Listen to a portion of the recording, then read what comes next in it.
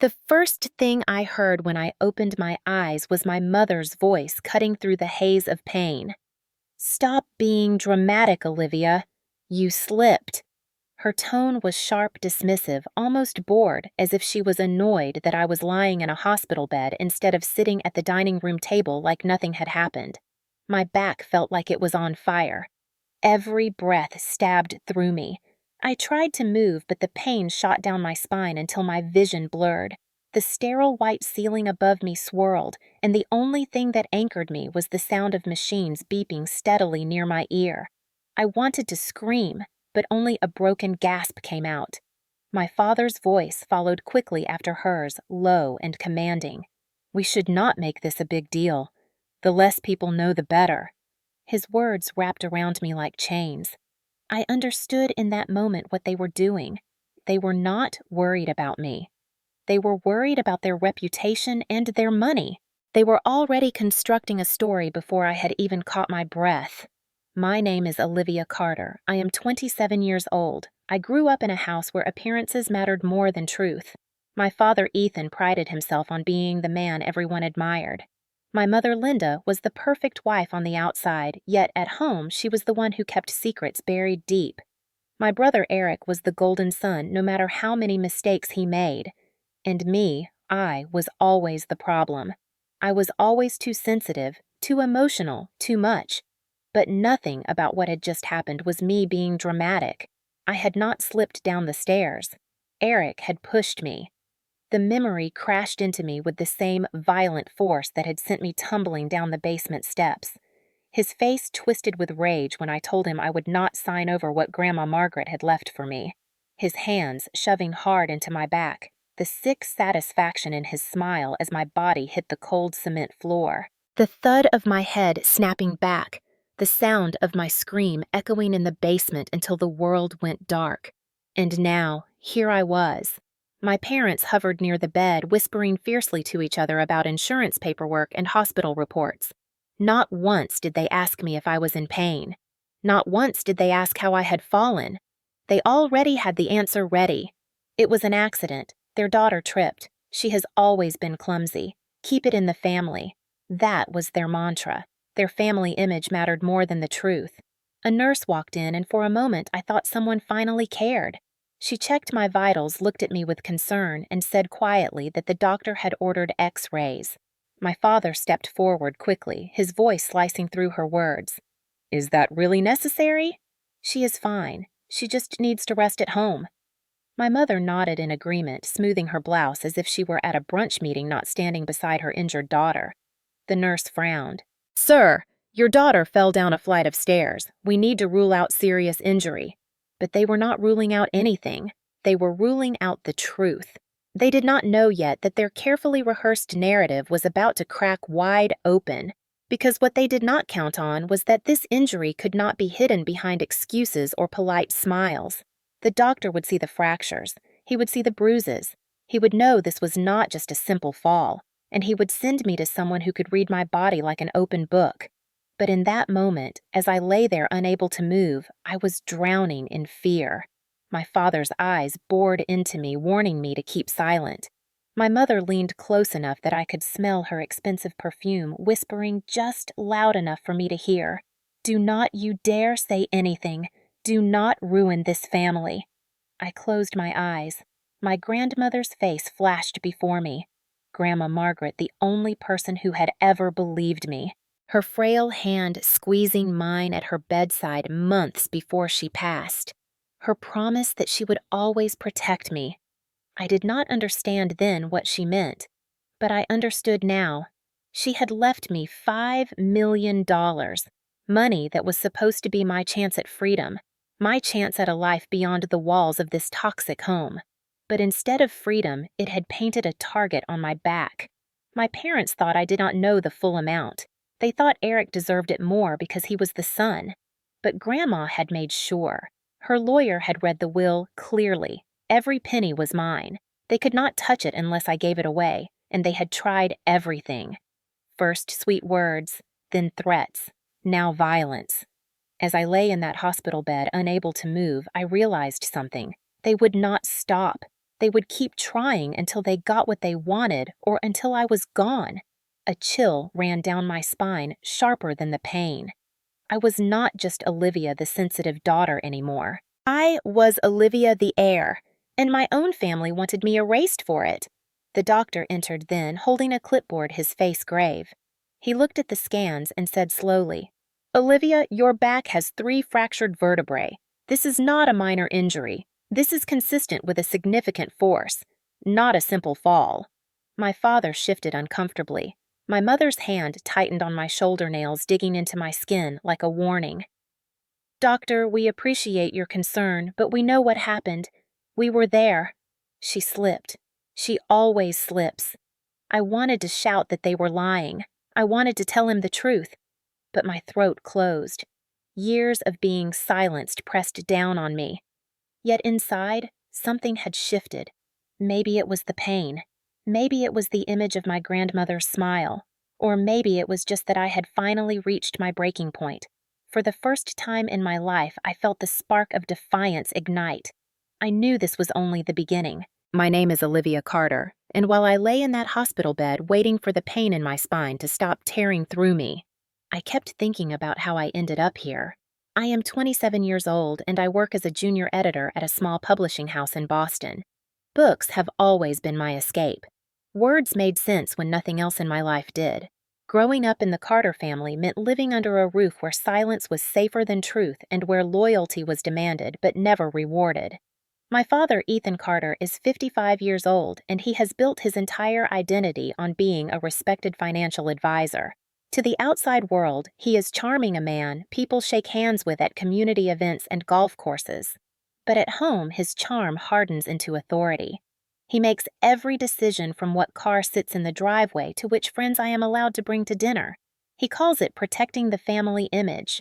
I call it control. My mother, Linda Carter, is 52, always impeccably dressed, her hair perfect, her smile rehearsed. She plays the role of supportive wife with precision. She knows how to smooth over Ethan's outbursts, how to cover Eric's mistakes, and how to dismiss my pain with a single cutting remark. When I was 12 and broke my arm after Eric shoved me off the porch, she told everyone I had tripped over the garden hose. When I was 16 and Eric dislocated my shoulder during one of his rages, she smiled at the doctor and said, "Cheerleading accident." Her eyes warned me to nod along, and so I did. That was my training. Keep it in the family. My brother, Eric Carter, is 30 now, 3 years older than me, and he has been the center of my parents' world since the day he was born. He was the son, the heir, the one who carried the family name. Even when he gambled away thousands of dollars, my parents bailed him out. Even when he was caught drunk driving, they hushed it up. They said he just needed guidance. Meanwhile, if I got a B on a math test, my father would glare at me and say, "You are an embarrassment." Eric never worked hard a day in his life, but he was always excused. I was always blamed. That imbalance carved deep scars in me. I grew up believing that if I just tried harder, stayed quieter, became more perfect, maybe they would love me the way they loved him. But no matter what I did, I was invisible. The only person who ever really saw me was Grandma Margaret.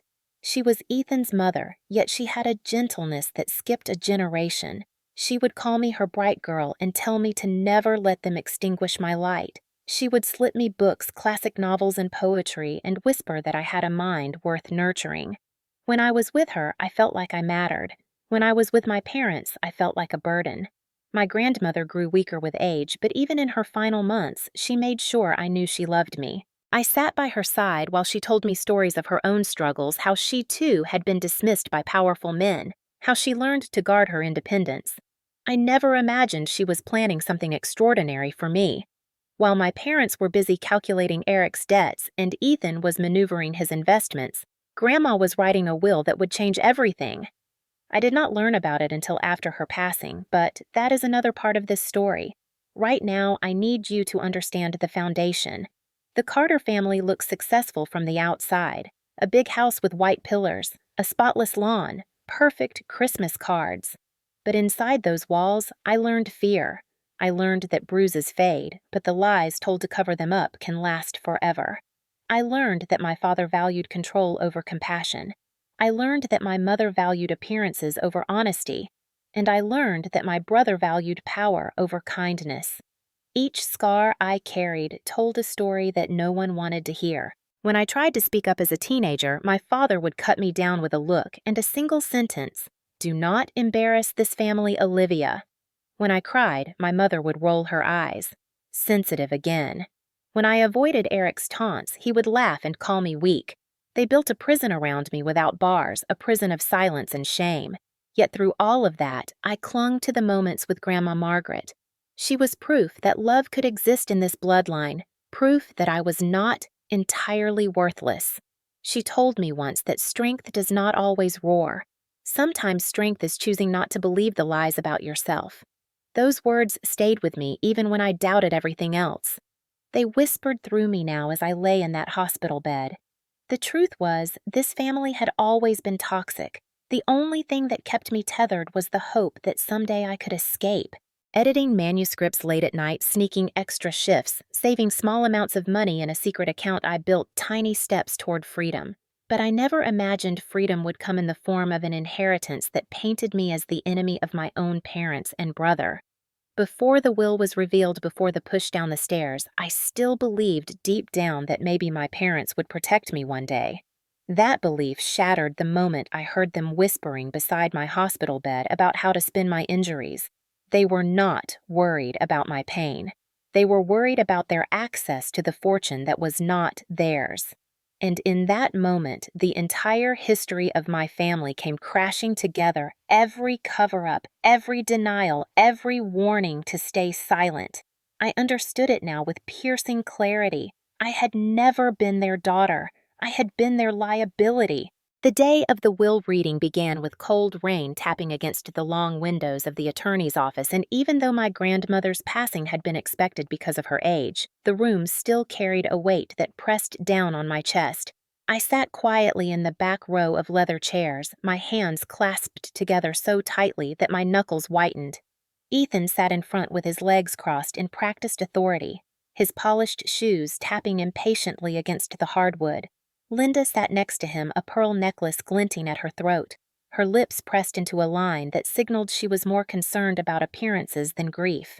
Eric sprawled beside her, looking restless, already anticipating that money would soon flow into his pockets. The attorney, Mr. Phillips, cleared his throat and adjusted his glasses as he began to read. His voice was steady, deliberate, each word hanging heavy in the air. Margaret Carter, of sound mind and body, leaves the total of her estate valued at $5 million, along with additional real estate holdings, to her granddaughter, Olivia Carter. The words cut through the room like a knife. For a heartbeat, no one moved. I felt my breath catch in my throat. My grandmother's love, her promise that she would protect me, had taken shape in the most undeniable way. But the silence shattered almost instantly. Eric shot up from his chair, his face red, his voice shaking with fury. "This is ridiculous! It should come to me! I am the eldest son!" His words tumbled out loud and raw, no longer pretending to be civil. My father's jaw clenched, his eyes darting toward me with a mixture of disbelief and rage. My mother placed a hand on his arm, trying to keep him composed, but her knuckles were white with tension. Mr. Phillips raised his voice slightly, reading further. "Margaret Carter states clearly that her granddaughter, Olivia Carter, shall inherit the entire sum due to her demonstrated character dedication and the bond they shared. She expresses her wish that this inheritance be used for Olivia's independence and well-being."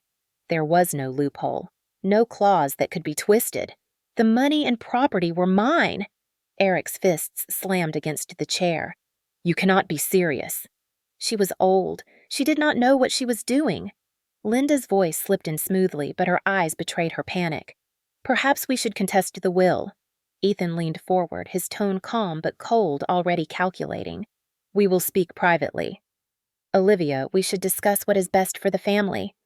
My stomach tightened. Best for the family had always meant best for them, never for me. For a brief moment, joy had flickered in my chest. The joy of being chosen. The joy of finally mattering. But it was extinguished by the greed tightening around me like a vice. I could feel the walls closing in. Mr. Phillips continued with details about the estate, about how the funds would be transferred to an account in my name, about the legal protections in place. Each word solidified what my grandmother had given me, but each word also fueled the fury burning in my family's eyes. When the reading ended, Mr. Phillips offered condolences and left us alone in the conference room. The silence was thick. Ethan finally turned to me, his voice low, measured a sharp contrast to the storm brewing behind his eyes. Olivia, you will sign over management of the assets to me. It is what Margaret would have wanted.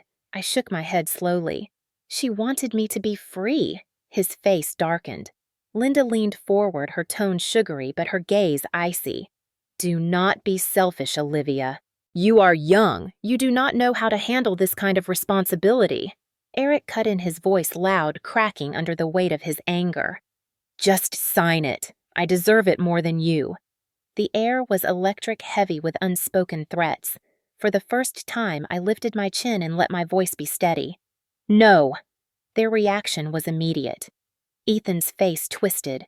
Linda gasped as if I had committed a crime, and Eric's fist slammed the table so hard the coffee cups rattled. You will regret this, my father said softly, almost too calm. You do not understand what you are doing. But I did understand. For the first time in my life, I understood clearly that this family would never see me as one of them. They saw me as an obstacle to be removed. I left that office with my heart pounding, my grandmother's words echoing in my mind. Strength does not always roar. Sometimes strength is saying no. Yet as I walked to my car through the rain, my hands shaking, I knew this battle was only beginning. My family's love had always been conditional, and now that condition had expired. They did not just want to control me anymore. They wanted what was mine, and they were willing to destroy me to get it. That night at home, Ethan and Linda tried to soften their approach. They spoke of unity, of trust, of tradition. They reminded me of the Carter legacy and how money was meant to stay in the family. But beneath the words, their eyes were sharp, their smiles forced. Eric paced like a caged animal, muttering that I was ungrateful, that I was ruining everything. The tension was unbearable. I excused myself, retreating to my room, locking the door, pressing my back against it as tears slid down my cheeks. The joy I had felt when I heard the will had lasted only seconds before it was poisoned by their greed. I looked at the old photo of Grandma and me on my nightstand. Her eyes seemed to shine with reassurance. I whispered into the darkness, I will not let them take this from me. But in the pit of my stomach, I felt the dread curling, a dread that told me they would not stop asking. They would not stop pressuring. And if words failed, they would turn to something worse. The night it happened was ordinary in the way storms can seem calm before the first strike. The house was quiet, the kind of silence that pressed against your skin until every sound seemed louder than it should be.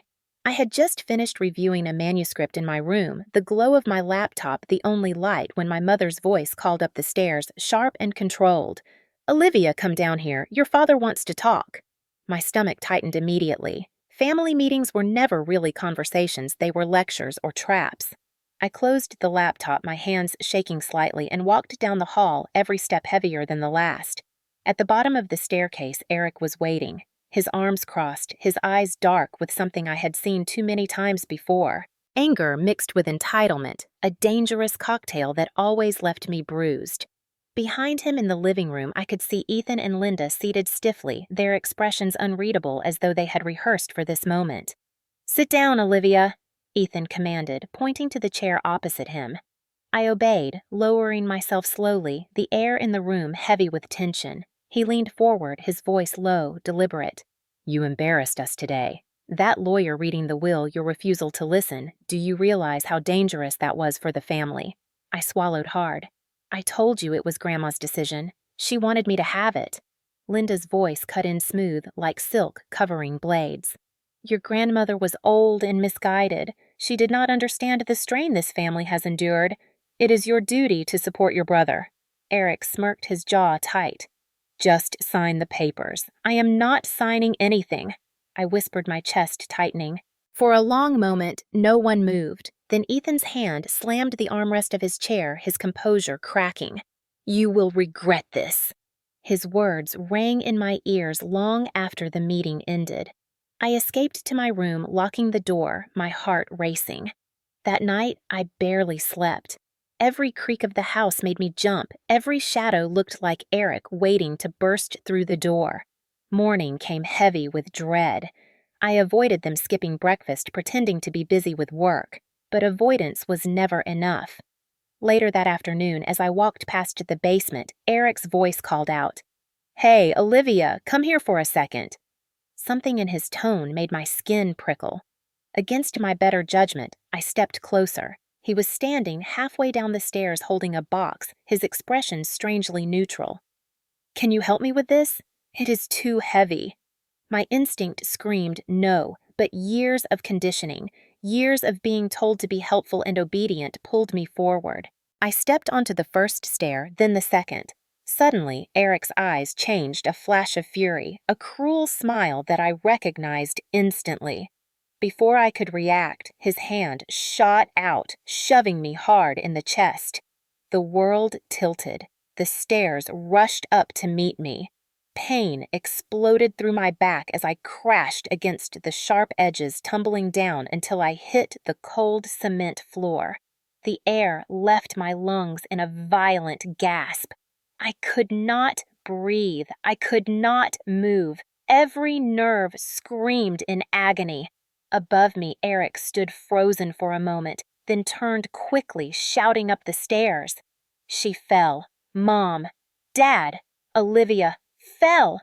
My parents rushed down, their faces masks of horror, but I knew them too well.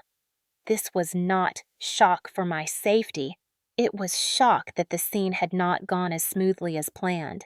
Linda crouched beside me, her hands fluttering uselessly, her voice trembling with false concern. "Oh, Olivia, what did you do to yourself now?" Ethan barked orders, "Call the ambulance," but his eyes, when they met mine, were cold warnings. "Say nothing." The ride to the hospital was a blur of sirens and pain.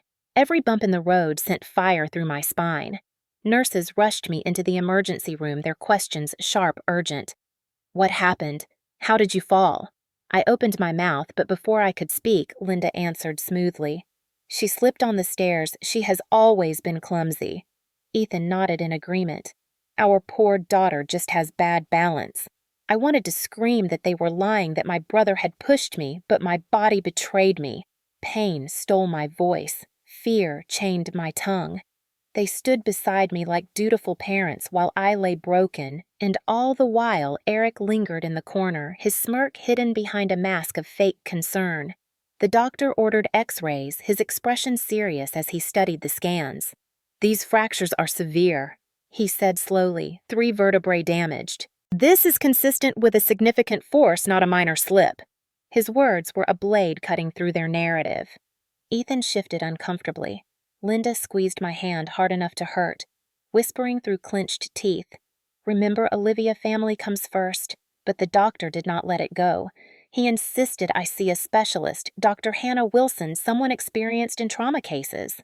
My father tried to object, saying we have our own family therapist, but the doctor shook his head firmly. "This is not optional. Without proper care, she could face lifelong consequences." For the first time in years, I felt a flicker of hope. Someone was questioning the story. Someone was seeing through the lies. But that flicker was quickly smothered by the weight of my parents' glares. On the way home after the hospital discharge, my mother leaned close, her voice a hiss. "Do not you dare twist this." "Marcus," she said. Eric's name, as if it were a shield, feels bad enough already. He will apologize. Do not make this into something bigger than it is. But it was already something bigger. It had always been. The bruises of my childhood, the broken arm, the dislocated shoulder, every injury hidden beneath layers of lies. Now the stakes were higher. Now there was money involved, millions. And I knew with chilling certainty that they would not stop. They had tried once and failed. They would try again. As I lay in my bed that night, my back wrapped in bandages, pain radiating through me, I stared at the ceiling and let the truth settle like ice in my veins. My family had declared war on me. I was not safe in my own home. The inheritance was no longer a gift. It was a death sentence hanging over me. But deep within that fear, something else was stirring. A determination I had never allowed myself to feel. If they wanted to break me, they would have to try harder. The days that followed were a haze of pain medication, whispered arguments outside my bedroom door, and the suffocating sense that I was both prisoner and target inside my own home. My father Ethan became suddenly attentive in ways that felt more like surveillance than care. He would step into my room uninvited, arms crossed, voice heavy with authority. "Olivia, you need to stop imagining things," he said one morning as I struggled to sit up. "You tripped. You have always been clumsy. Do not twist this into something it is not." His eyes lingered on me long enough to deliver the unspoken threat. My mother Linda perfected her role as caretaker with a cutting edge. She brought food to my room and stood over me until I ate her smile, never reaching her eyes. "You see," she would say, "this is what happens when you let your emotions get the best of you. Always dramatic, always exaggerating." The same phrases they had used my entire life became mantras designed to strip me of certainty. Eric was bolder. He would lean against the doorway, smirk curling his lips, and whisper so only I could hear. "Should have signed the papers, sis. Then you would not be suffering." His words slithered into my ears and stayed there, poisoning any moment of peace. At night, I heard his laughter echoing down the hallway, a cruel reminder that he felt untouchable. My parents allowed him to roam free while I was confined, every move monitored under the guise of recovery. The control was relentless. Ethan insisted I not return to work yet. He claimed it was for my health, but I knew better. Keeping me at home meant keeping me under his watch. Linda took my phone at one point, saying too much screen time would interfere with healing, but I understood the real reason. They wanted to control my communication to ensure I could not reach out to anyone who might believe me. Every detail of my life was managed. What I ate, when I slept, who I saw. Even the curtains in my room remained closed, as if the world outside had been cut off from me. Gaslighting became their language. When I mentioned the doctor's suspicion that my injuries did not look like a fall, Ethan snapped, "That doctor is mistaken. We know what happened. We were there. You always misinterpret things, Olivia." Linda nodded along her face, smooth with feigned patience. "Darling, you bruise easily, you know that.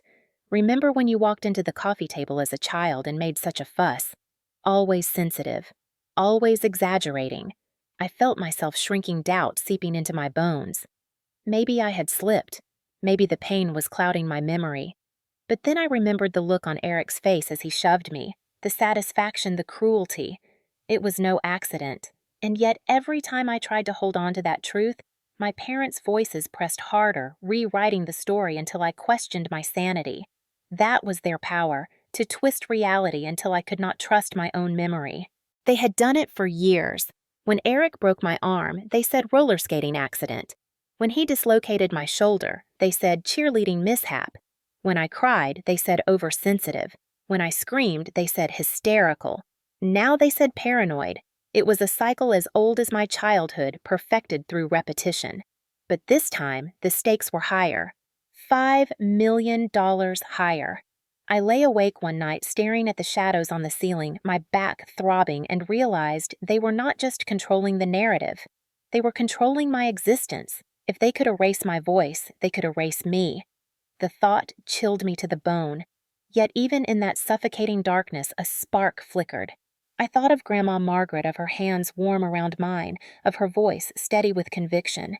"Do not let them extinguish your light." I whispered the words to myself until they became a shield. Still, the pressure did not relent. Ethan cornered me in the hallway one afternoon, his body blocking my way.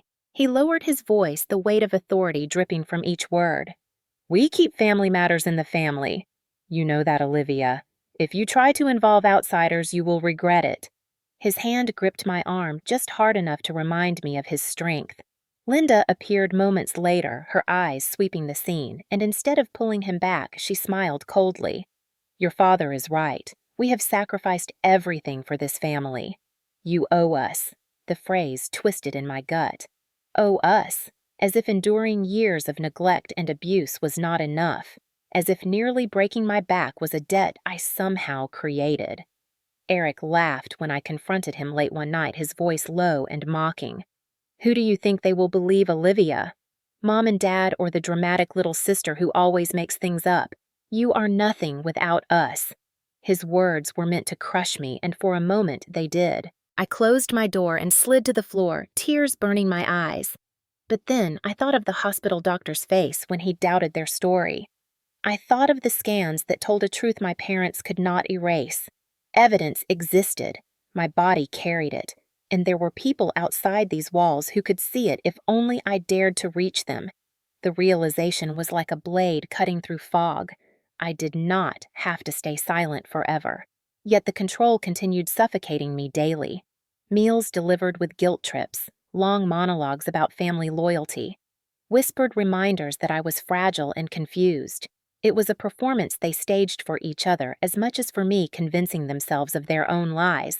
But deep down, I saw cracks forming. They were afraid. The inheritance had shifted the balance of power, and for the first time in their lives, they needed me more than I needed them. That terrified them, and in that terror lay my chance. The first true shift in my story came when I returned for a follow-up appointment and met Dr. Hannah Wilson. The referral had been insisted upon by the hospital doctor despite my parents' objections, and I will never forget the look on Linda's face when she realized she would not be allowed in the evaluation room. "Privacy policy," Dr. Wilson said firmly with a polite smile as she closed the door in my mother's face. For the first time in weeks, I felt a small sliver of safety. Dr. Wilson was a woman in her 40s with calm eyes and steady hands. She helped me onto the table gently, her tone professional but filled with an empathy I had never known from my own family. "Let us talk about what happened, Olivia," she said quietly. "Your records mention a fall down the stairs." I hesitated because the words felt dangerous, but her gaze held mine, and I saw only honesty there. She examined my back carefully, pressing along the bruises, then stepped back with a thoughtful expression. "These injuries do not match a typical fall. The angle of impact suggests you were pushed with considerable force." My chest tightened, tears burning my eyes. "I cannot," I whispered. She placed a hand on my arm. "Olivia, I have worked with many patients. Your body is telling me a story. You do not need to force the words if you are not ready." In that moment, years of silence began to crack. I found myself telling her about Eric, about the shove, about the countless times my parents had covered for him. My voice shook, but once it began, it did not stop. The broken arm at 12, the shoulder at 16, the endless bruises, the constant gaslighting. By the time I finished, I was trembling and exhausted, but lighter too, as if I had finally been seen. Dr. Wilson nodded, her expression professional, but her eyes fierce. "Olivia, I am required by law to report suspected abuse," she said. I froze, panic flooding me. "My parents will never forgive me. They will destroy me." She shook her head gently. "This is not about forgiveness. It is about safety. Your injuries could have left you paralyzed. Next time you might not survive." I wanted to believe her, but fear gnawed at me. "They will say I am lying," I whispered. She showed me photographs on her tablet, the detailed scans of my spine, the maps of my bruises. "These patterns are unmistakable. They show repeated trauma over many years. The truth is already written on your body, Olivia. All we need to do is document it and protect you." For the first time, I felt a spark of power. I nodded slowly. "I want to stop," I said quietly. She squeezed my hand. "Then we will stop this together." That evening, instead of going home as my mother expected, I followed Dr. Wilson's plan. I packed a small bag and was taken to stay at her sister's shelter for survivors. The building was small but warm, filled with women who had lived through stories like mine. For the first time in my life, I slept under a roof where I did not have to fear footsteps in the hallway. The next morning, Dr. Wilson introduced me to Rachel Adams, a young attorney with sharp eyes and a voice filled with conviction. She had once known my grandmother, and when she heard my name, her expression softened. "Your grandmother spoke of you," she said quietly. "She wanted you to have freedom." Rachel reviewed the will documents and explained what my parents were trying to do. "They cannot take this from you unless you sign it away. The inheritance and the property are legally yours." "But, Olivia," she added, leaning forward, "you need to be ready. They will not stop with words. They will try again. Her warning was not cruel, but realistic, and somehow I appreciated her honesty more than the sugar-coated lies I had been fed my whole life. Over the next days, we began to build a plan. Dr. Wilson continued to document every mark, every fracture. Rachel began gathering legal protections, preparing motions for restraining orders, and investigating the possibility of pressing charges. She showed me how to record conversations legally, how to save copies of threatening messages, how to keep everything in multiple places so nothing could be destroyed. I felt like a soldier in training, learning strategies to survive a war I had never asked for. But this time, I was not alone. At night in the shelter, I listened to the other women share their stories. Some had escaped violent partners, others had endured toxic families like mine. Their voices were filled with pain, but also resilience. I began to believe that survival was possible. Every call from my mother that I refused to answer, every message from Ethan demanding loyalty, every sneer from Eric left unanswered felt like a small victory. Slowly, I was reclaiming ground. The fear never left entirely, but it no longer consumed me. I started journaling again, something Grandma had always encouraged. On the pages, I poured out the truth that had been silenced for so long. Each word was a declaration of existence. I am here. I am real. I am not their puppet anymore. When Rachel reviewed my notes, she smiled. "This is evidence too," she said. "Your own words consistent with the timeline showing the pattern of abuse. Do not underestimate the power of your voice, Olivia." For years, my voice had been nothing but whispers drowned out by my parents' narrative. Now it was being recorded, preserved, strengthened. Dr. Wilson and Rachel became more than allies. They became the family I had been denied. Their belief in me fueled my growing courage. But beneath that courage, I knew danger still loomed. Ethan and Linda were not people who accepted defeat. Eric was not a man who forgave humiliation. They would come again, and when they did, I had to be ready. For the first time in my life, I did not feel like prey waiting for the next attack. I felt like someone preparing for battle. The weeks that followed at the shelter gave me strength I had never thought possible yet. In the back of my mind, I knew Ethan, Linda, and Eric were plotting. Their silence was never peace, it was preparation. Rachel reminded me constantly that abusers rarely stop at words, and I could feel it in my bones that they were building something darker. The first sign came in the form of a message slipped under the shelter door late at night. The note was short-scrawled in my father's unmistakable handwriting. "Come home, Olivia. Family matters are dealt with inside the family. If you continue to embarrass us, you will regret it." The paper shook in my hands as I read it. Dr. Wilson took photos for documentation, and Rachel filed it immediately with the court, but the chill it left in me did not fade. A few days later, I needed to travel back to the hospital for a new scan. Rachel insisted on accompanying me, but at the last minute she was delayed in another case. Dr. Wilson offered to drive me herself, but I told her I would be fine taking a cab. That choice almost cost me everything. The cab had just pulled out of the shelter driveway when I noticed a dark sedan trailing behind. At first, I brushed it off as coincidence, but each turn I took, the car followed. My heart hammered against my ribs. When the cab stopped at a red light, the sedan pulled up alongside. Through the tinted window, I saw Eric's face just for a moment, twisted in a grin that made my blood run cold. The light turned green, and suddenly the sedan swerved hard into our lane, aiming directly for us. The cab driver cursed, jerking the wheel tires screeching as we narrowly avoided being crushed into the divider. The sedan accelerated, clipped the back bumper, and then sped off, disappearing into traffic. My hands were trembling violently. The driver muttered something about maniacs on the road, but I knew better. This was no accident. This was attempt number 2. At the hospital, Dr. Wilson took one look at me and knew. She closed the door to her office and listened as I spilled the details. Her expression hardened, her voice steady. "Olivia, this confirms what we feared. They are escalating. We need to tighten your safety measures." Rachel arrived soon after and immediately contacted the police, filing a report. But deep down, I knew how slippery my family was. Without undeniable proof, they could spin this just like they spun every other assault. Later that evening, when I returned to the shelter, a small package was waiting for me at the reception desk. no sender listed. Inside was a single photograph of my grandmother's house, the one I had inherited, burned around the edges as though someone had held a lighter to it.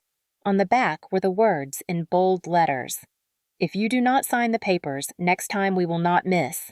I felt the room tilt beneath me as I stared at the threat. It was Eric's handwriting this time, jagged and furious. Rachel's jaw tightened when she saw it. "This is criminal intimidation," she said. "We will use it." Yet even as she spoke, my father called, leaving a voicemail calm and composed. "Olivia, you are making this worse than it needs to be. Come home and we can fix it as a family. If you keep pushing us, we will all suffer." His tone was measured, almost soothing, but I knew what he meant. It was not a plea. It was a warning. That night, I lay awake in the shelter bed, listening to the faint hum of the city outside. Fear pulsed through me, but beneath it was a new feeling: anger. They had tried twice to erase me.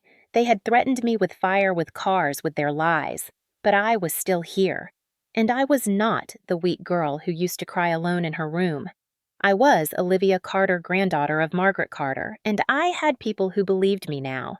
Evidence was piling up, and the more they tried to silence me, the stronger my case became. Days later, I met Rachel in her office to discuss strategy. She laid out the documents across the desk: the will, the photos of my injuries, the threatening note, the burned photograph. "This is more than enough to open a case," she said. "We need to prepare for court." I nodded, though my heart raced at the thought of facing them publicly. "They will try to paint me as unstable," I whispered. Rachel leaned forward, her eyes fierce. "Let them try. We have truth. We have evidence. And you have survived everything they threw at you. That resilience will speak louder than any lie." Her words steadied me. Still, I could not shake the image of Eric's grin as he tried to crush me on the road. The rage in his eyes when the will was read. The hunger in Ethan's voice when he spoke of family duty. The cold dismissal in Linda's tone whenever she told me I was imagining things. They were not finished. I knew they would come again. But this time, I was not just waiting to be attacked. This time, I was preparing to strike back. The car accident attempt had not broken me. It had awakened me. After the attempted car crash and the threatening photograph, I understood that survival meant more than hiding. If I wanted to live, I had to turn the tables. Rachel met me at her office one evening with stacks of folders spread across her desk. "This is how we fight," she said. "We do not just defend, we build. We gather every piece of proof until their lies collapse under the weight of truth." She showed me how to keep a digital log. Every voicemail from Ethan with his calm but menacing words. Every message from Linda dripping with guilt. Every mocking note from Eric. Each one was time-stamped, saved to multiple drives copies sent to Rachel's secure server. Dr. Wilson continued documenting my medical condition meticulously. Each bruise photographed, each fracture mapped her notes, detailed with clinical precision. She explained how the pattern of injuries told a story of systematic abuse. "Olivia, your body is testimony," she said. "It cannot be ignored." I began to record my parents' phone calls using the legal advice Rachel provided. Ethan would call late at night. His voice would slide through the receiver, controlled and composed. "You are making us look like monsters, Olivia. Come home before this destroys everything." Linda's messages were colder, filled with manipulative pleas. "How could you do this to your family, after everything we sacrificed for you?" Eric was more blatant. One call caught his sneer perfectly. "You think some lawyer and doctor can protect you? You are nothing without us." Each recording sent chills down my spine, but each one was another brick in the wall I was building against them. Rachel also encouraged me to reach out to people who had known my grandmother. At first, I was hesitant, ashamed of my family's truth, but when I contacted an old neighbor named Mrs. Parker, she immediately said, "Margaret always worried about you. She told me she left everything to you because she wanted you safe." Tears filled my eyes hearing those words. Even in her absence, my grandmother was guiding me. Mrs. Parker agreed to testify if needed, explaining how she had seen the bruises over the years and how my parents always brushed them off. Piece by piece, the puzzle came together. Each testimony, each document, each recording wove into a narrative stronger than the lies my family repeated. Meanwhile, I began meeting quietly with a journalist my grandmother had trusted, a man named Daniel Green. Rachel insisted we keep everything legal, but Daniel's involvement meant the public eye might soon shine on the Carters. Daniel listened carefully, recording my account, verifying each piece of evidence with Rachel's oversight. "If this story comes out," he said softly, "people will know the truth. The Carter name will not protect them." The thought terrified and exhilarated me. For so long, their power had seemed untouchable. Now it felt fragile, built on secrecy that was crumbling under exposure. At the shelter, I continued journaling, recording every emotion, every flashback. Rachel told me the journal would serve as a timeline corroborating my memories with evidence. Each page felt like reclaiming a piece of myself. Yet with every step forward, the danger thickened. More voicemails arrived, Ethan's tone darker, Linda's guilt sharper, Eric's threats bolder. One message from Eric made my blood freeze. "Next time, I will make sure you do not walk away." Rachel listened to it in silence, then said, "This is direct criminal intent. It will carry weight in court." Still fear gnawed at me each night, but it no longer silenced me. It fueled me. I began to see my family's desperation clearly. They were unraveling. The more evidence we gathered, the more reckless they became. Their mask of respectability was cracking, and behind it was raw greed. That realization gave me strength. I was no longer reacting. I was preparing. Rachel drew up protective motions. Dr. Wilson prepared expert testimony. Witnesses were contacted. My grandmother's will was ironclad, the property deeds flawless. The Carter empire of denial was facing collapse. Late one evening, sitting at Rachel's office table surrounded by stacks of files and recordings, I looked at her and whispered, "Do you really think we can win?" She leaned forward, eyes unwavering. "Olivia, we already have. The fact that you are here alive, refusing to sign, refusing to be silenced, that is victory. Court will just make it official." Her words wrapped around me like armor. For the first time, I felt not just like a survivor, but like a fighter. I knew the path ahead would be brutal, but I was ready. The tables had turned. They wanted to erase me. Instead, I was building the case that would erase their lies forever.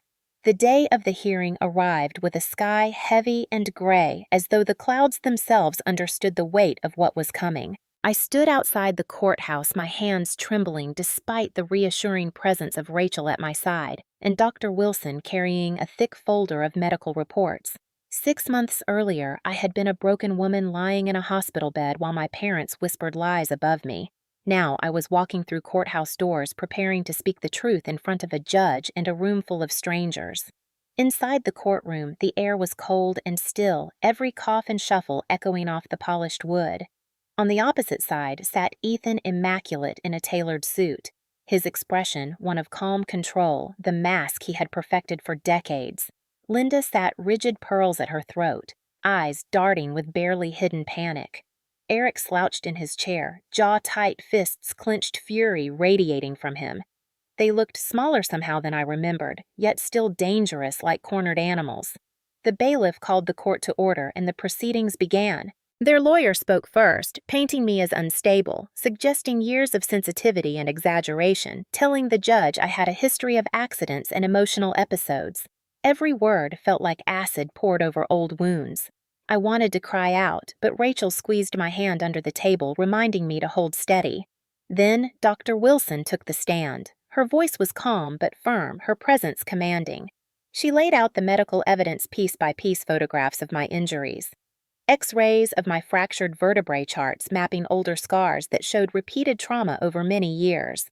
She explained in clear professional language how these injuries could not be explained by clumsiness or minor accidents, how they revealed a pattern of escalating violence. The lawyer tried to object, but the judge leaned forward, eyes sharp. "Doctor, you are telling this court that the injuries were not consistent with accidental falls." "Correct," Dr. Wilson said firmly. "These were intentional inflicted injuries." The silence in the room was thick. I glanced at my parents. Linda's face had gone pale. Ethan looked down at his notes, refusing to meet anyone's eyes. Eric shifted angrily in his seat. Next, Rachel played the recordings. Ethan's voice filled the courtroom calm and cold. If you continue to embarrass us, you will regret it. Linda's message followed dripping with guilt. How could you do this to your family after everything we sacrificed? Then Eric's sneer crackled through the speaker. You think some lawyer and doctor can protect you? You are nothing without us. The words echoed against the wood-paneled walls, leaving no room for denial. The judge's expression hardened. Rachel turned to me. Olivia, are you ready? My legs felt like stone as I walked to the witness stand, but when I sat down and looked across at my family, something inside me solidified. My voice shook at first, but grew steadier with every sentence. I told the court about the years of silence, the broken arm, the dislocated shoulder, the endless bruises brushed off as accidents. I told them about the inheritance, the pressure to sign it away, the threats, the push down the stairs, the car that tried to crush me, the photograph burned at the edges promising death if I refused. I spoke of nights spent wondering if I would survive until morning, of the crushing guilt they used to keep me silent, of the way they convinced me I was nothing. Eric laughed once during my testimony, but the judge silenced him with a sharp warning. For the first time in my life, I did not shrink under his mockery. I kept speaking louder, clearer, until every detail was laid bare. When I finished, the room was silent except for the pounding of my heart. The judge turned to my parents. Would you like to respond to these allegations? Ethan rose slowly, adjusting his tie, his voice smooth. Your Honor, we love our daughter. She has always been sensitive, prone to exaggeration. We only want her to come home and heal as a family. His words might have sounded convincing to outsiders once, but in this room, with the evidence displayed, they fell flat. The judge's eyes narrowed. By heal as a family, do you mean continue to deny her injuries and silence her? Abuse is never a private matter, Mr. Carter. Linda stood abruptly, her voice sharp. This is a family issue. We do not need courts interfering. The judge's gavel cracked against the bench. Sit down, Mrs. Carter. This court will not tolerate denial of documented abuse. The final moments came swiftly.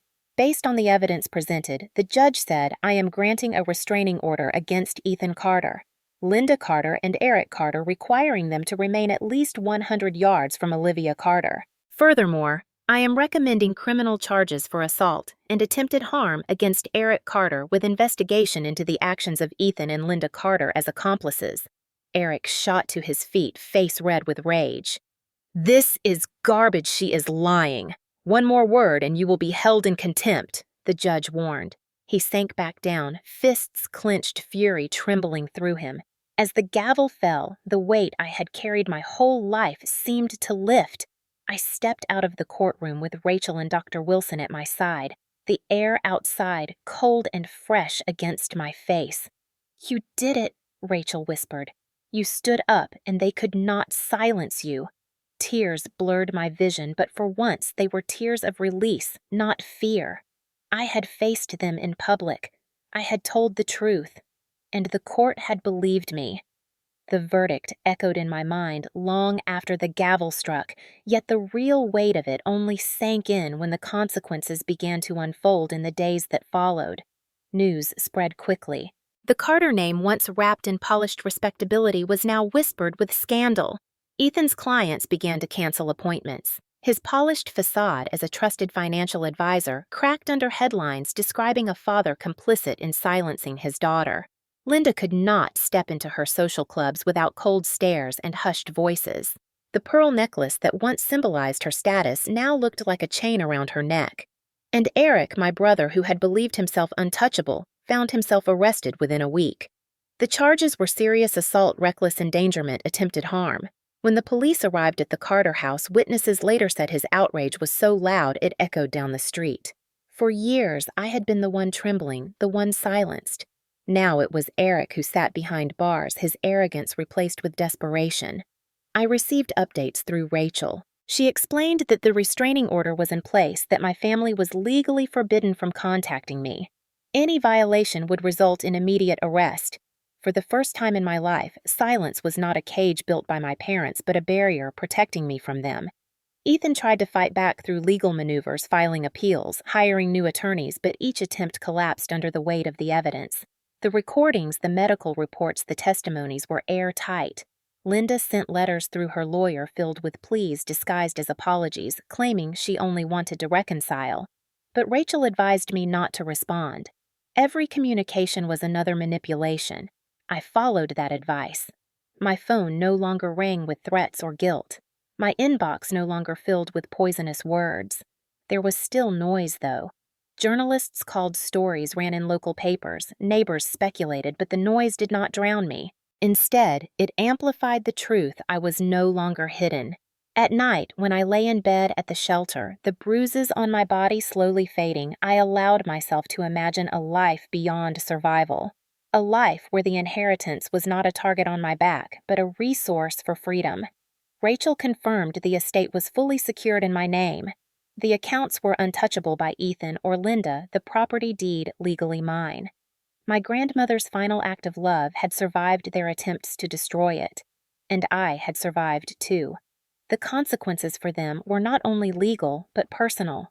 Ethan's reputation disintegrated. He could no longer command rooms with his practiced charm. His name was attached to failure. Linda's social circle abandoned her, unwilling to be associated with scandal. Eric's friends melted away when the money dried up and the threat of prison loomed. They were left with each other, the three of them bound together not by love but by the collapse of their lies, and I was free of them. The day Eric's bail hearing was denied, Rachel and I walked out of the courthouse into the sunlight. She looked at me and said softly, "They cannot touch you anymore, Olivia. You are safe." The words felt almost foreign, as if safety was a language I had never learned, but slowly they settled into me. Safety was not just an idea. It was the absence of their control, the certainty that the law was on my side. The clear consequences of their greed and cruelty had finally come. My father stripped of his clients, my mother stripped of her circle, my brother stripped of his freedom, and me standing on the other side, scarred but whole. Still, I knew scars did not vanish overnight. Healing would be a journey, but at least it was mine to take without their shadows pressing down on me. That evening, I sat alone in my small apartment, provided temporarily through the shelter program. I opened the box of photographs my grandmother had left behind. Her handwriting curled across the backs of several pictures. To Olivia, my bright girl. Be free. I held those photos in my hands and whispered a promise. I will honor you by living, by building, by never allowing them to cage me again. The consequences had come to my family like a storm, tearing apart the image they had clung to for years. But for me, the aftermath was not destruction. It was possibility. In the weeks after the court ruling, I discovered that healing is not a single moment of triumph, but a long, uneven road, full of small victories and sudden waves of grief. The bruises on my skin began to fade, yet the memories lingered like ghosts. Sometimes I woke in the night, convinced I could still hear Eric's footsteps in the hallway or my mother's whisper telling me to keep quiet. But when I opened my eyes, there was no one standing over me, no one waiting to silence me.